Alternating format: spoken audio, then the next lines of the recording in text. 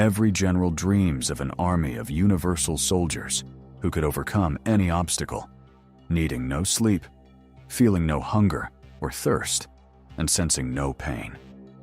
But since the human body has its physiological limits, military doctors have always sought to artificially enhance the capabilities of fighters using medical drugs and psychoactive substances. Such substances typically serve two purposes: to increase combat effectiveness and to protect soldiers from psychological trauma and the mental wounds of battle. During World War II, the German army constantly sought to keep its soldiers at peak performance by pumping them full of various stimulants. Everything was used, even alcohol and narcotic substances. The German command believed that this way they could boost soldiers' confidence, rid them of fear, and make them ready to take risks without hesitation. One such miraculous stimulant was Pervitin, designed to give soldiers superhuman strength under the brutal conditions of the front lines. Soldiers who took Pervitin could go without sleep for several days and were capable of marching dozens of kilometers without rest, feeling neither pain nor hunger. Pervitin was an extraordinarily powerful drug. Even in small amounts, it stimulated the central nervous system, releasing dopamine, the hormone of joy and pleasure, also known as the hormone of motivation, which induced a prolonged euphoric state. The substance increased alertness and concentration, relieved fatigue, and had a strong aphrodisiac effect that amplified sexual desire so intensely that soldiers were reportedly ready to sleep with just about anything. The active substance in Pervitin was first synthesized back in 1893 and was originally prescribed for treating ADHD, obesity, since it suppresses appetite, and as a nasal decongestant. Otto Friedrich Ranke, director of the Military Medical Academy and Institute of General and Military Physiology, spoke of Pervitin as a miracle drug that would help Nazi Germany defeat the Allied forces. The drug intended for military use was produced in the form of small tablets taken by servicemen across all branches of the German armed forces. Soldiers called them Stuka tablets, after the Junkers Ju-87 dive bomber, nicknamed the Stuka, which was at the time one of the symbols of the German Air Force. Pervitin was also nicknamed Hermann Göring pills and tank chocolate. Between April and July 1940, approximately 35 million tablets of Pervitin and Isofan, a slightly modified version of Pervitin, were supplied to the German Army and Air Force. Side effects. According to the instructions, the recommended single dose was 1 to 2 tablets when needed to prevent sleep, and no more than 6 tablets per day, regardless of how extreme the situation was. But exhausted soldiers under severe stress frequently exceeded the prescribed dosage. Gerd Miller of the 7th Panzer Division described the effect of the tablets after combat in Ukraine in November 1943. "I cannot sleep. During the attack, I took too much Pervitin. We were all dependent on it for a long time. Everyone was taking these tablets more and more frequently and in increasing doses. The tablets relieved anxiety.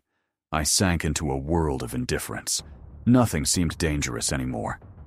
After battle came a strange state of intoxication in which the need for sleep wrestled with wakefulness."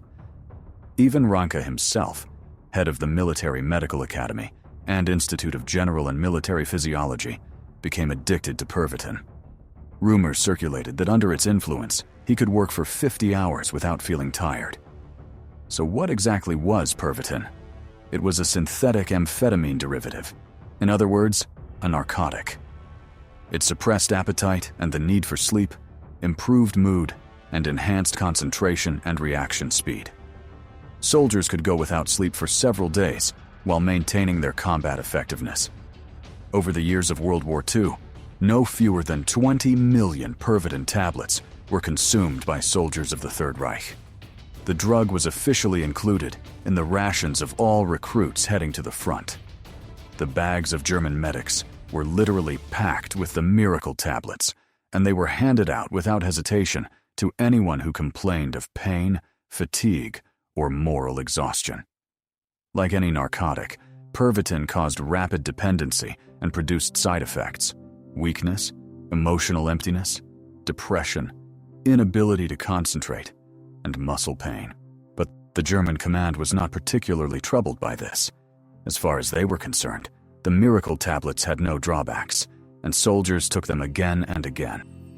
The story of Imo Koivunen.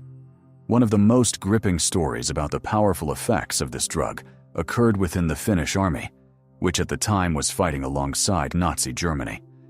On March 18, 1944, Finnish soldier Imo Koivunen and a group of comrades were on patrol near the town of Kandalaksha when they were ambushed by Red Army soldiers. After a prolonged battle, they managed to break out of the encirclement. Pursued by Russian soldiers, the Finns attempted to ski back to their base. After several hours of being chased, Koivunen was nearly losing consciousness from exhaustion. And then he remembered that he had in his breast pocket the entire group's supply of Pervitin. He decided to take the miracle drug without stopping. But with mittens on, it was difficult to extract the tablets one by one, so he simply poured all 30 into his mouth and swallowed them at once. Within minutes, the skier felt his entire body flood with energy. But the effect didn't last long. Soon, Koivunen began losing consciousness from the overdose, the very thing he had been trying to avoid. When he came to, he found himself 100 kilometers from where he had taken the tablets. He had lost his comrades, run out of ammunition, and had no memory of what had happened in the meantime. Battling hallucinations, he set off on skis in the direction where he thought his comrades might be. This state lasted about 2 weeks, during which he covered a total of 400 kilometers. At some point, he stepped on a landmine and was seriously wounded. Unable to move, he lay in a ditch for a week waiting for help. Pervitin was draining his resources, yet somehow it kept Koivunen from freezing to death. When he was found, he weighed just 43 kilograms, and his pulse was 200 beats per minute. Koivunen's story became the first official recorded case of a soldier surviving a Pervitin overdose in combat.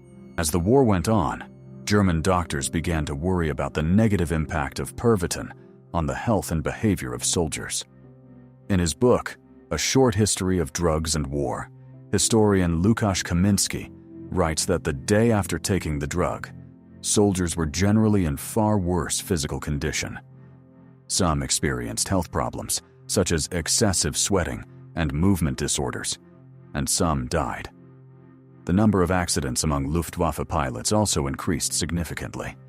Thus, the euphoric state was followed by 2 to 3 days, during which soldiers experienced deep physical exhaustion and mental impairment. Sometimes, after taking the drug, soldiers suffered violent convulsions that proved fatal. Furthermore, according to Kaminski, Pervitin triggered aggressive behavior, which may help explain why Nazi soldiers turned into brutal and merciless monsters. This became a problem for military commanders.